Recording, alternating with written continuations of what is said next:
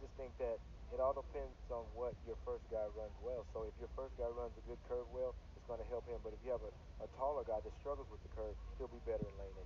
Hardin Valley comes in the favorite. They ran about 1.5 seconds, almost 2 seconds faster than the rest of the field.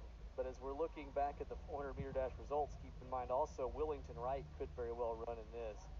He's your 400 individual champion today. Kelton Gunn was 7th, so they have two guys in the top 7. Oh, God. And boy, that individual talent really must mean a lot for you if you know, hey, I can put this stud in this race and he's going to get it done. Oh, no doubt. I mean, if I know I'm number 1 in the 400 and I put my stud in the 4x4, it just builds your confidence with the other 3 guys that's on there.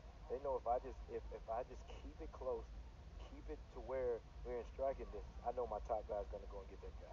Here comes the final race of the day. Again, the team significance. Cleveland in blue, way up there in lane 8, needs to finish 1st or 2nd in this race to take home a team state championship.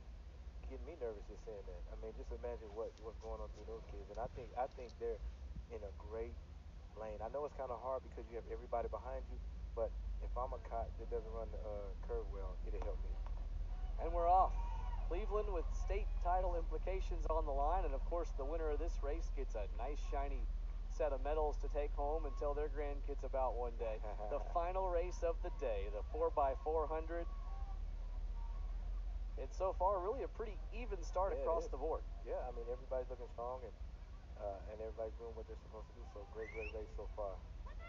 Solid start from Whitehaven. Yeah, Whitehaven looks really good. And just inside them in lane 6, that is Dobbins Bennett. Jamie Williams, the 5th overall finisher earlier today for DB, will lead the way for them. But Hardin Valley now making itself known.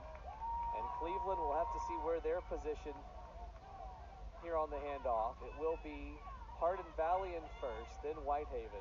And Cleveland really at about 7th right now, so they're going to have to pick things up. They are. I mean, they're going to have to really make up some ground on their second leg, so we'll see what happens with the 3rd and 4th. A long curve to run for them before they break the stagger right here at the 500-meter mark of the race, and Cleveland is back in last right now.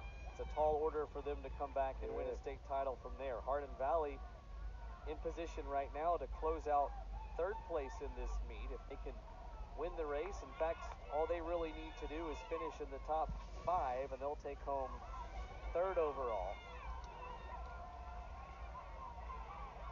They lead the way, followed by Whitehaven and Houston.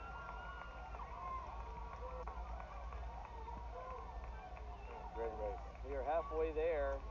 What are you seeing from these guys 2 laps in?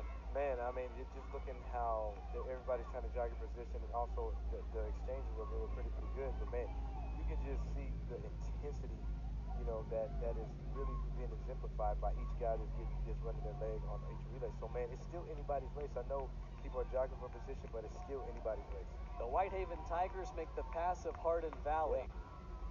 Oh, man, I'm telling you, it's going to come down to the last leg, and this is exactly what you want. My last leg, I got my top guy. Let's go get this thing.